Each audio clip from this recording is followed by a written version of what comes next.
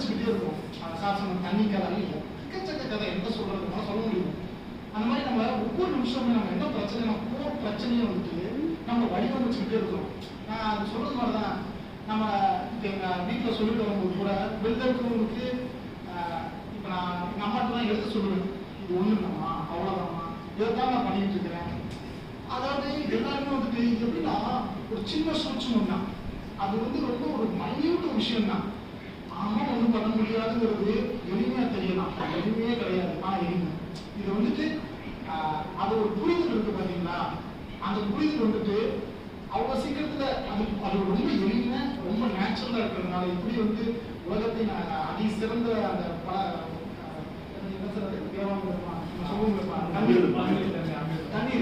தண்ணி பார்த்து அசால்ட்டா தெரியலாம். ஆனால் தண்ணியோட அந்த குவாலிட்டி அந்த சிறந்த பானங்கிறது உண்மையிலே அது சிறந்த பானம். அது எனக்கு என்னத்தை குடிச்சாலும் நம்மளால டெய்லி நம்ம வந்துட்டு பழச்சாறு குடிக்கணும், என்ன குடிச்சா அந்த உண்மை எப்பவுமே ரொம்ப சிம்பிளாக இருக்கும். அதான உண்மை. அதான் நான் சொல்ற மாதிரி நம்ம எல்லாருமே வந்துட்டு இந்த இங்க வந்துருக்கிறவங்க எல்லாத்தையும் நான் சார்ட்ட கேட்டுருக்கும்போது கேட்டேன், இங்க இருக்க எல்லாருக்கிட்ட இருக்கிற ஒரு காமனான ஒரு என்டிட்டி என்னன்னு சொல்லுதுன்னு கேட்டேன். நம்ம யோசிச்சுட்டு இருந்தோம், வெளில தான் பேசிட்டு ஒரே விஷயம் தான், நம்ம எல்லாரும் ஒரே விஷயத்துல ஒன்னா இருக்கோம். என்னன்னா ஓவர் திங்கிங். அதனால தான் இங்க வந்திருக்கோம்.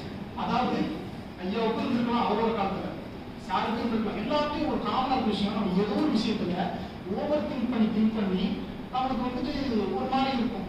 என்னை பொறுத்த வரைக்கும் ஃபைனல் டேக்கவே நீங்க எப்பவுமே புறத்தில் நம்ம என்ன பண்ணலாம்னு யோசிக்க. உண்மையா சொல்ல போனா அது மட்டும் தான் நம்ம கையிலேயே இருக்கு, அதை தாண்டி எதுவுமே கிடையாது.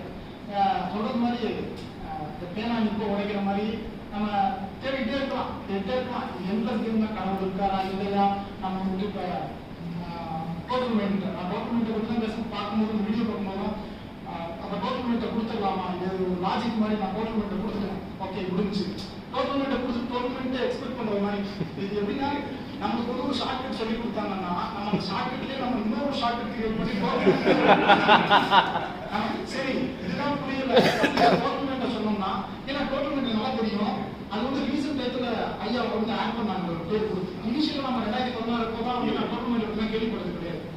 நான் அப்போ சொல்லும்போது வந்துட்டு அந்த அப்படி சரி ஓகே பரவாயில்ல, சரி என்னதான் சொல்ல வர்றாங்க கவர்மெண்ட்டை பற்றி நம்ம அண்டர்ஸ்டாண்ட் பண்ணேன். ஓகே சரி நம்ம தவிக்கிறோம் சிலவங்களால முடியல. இப்போ என் ஃப்ரெண்டு ஒருத்தர் அந்த பேர் ஜான் சொல்லிட்டு அவர் ரொம்ப ஹாப்பியாக இருப்பேன். ஏன்னா நான் வந்து அவனுக்கு ஜீசஸ்லாம் ரொம்ப பிடிக்கும்.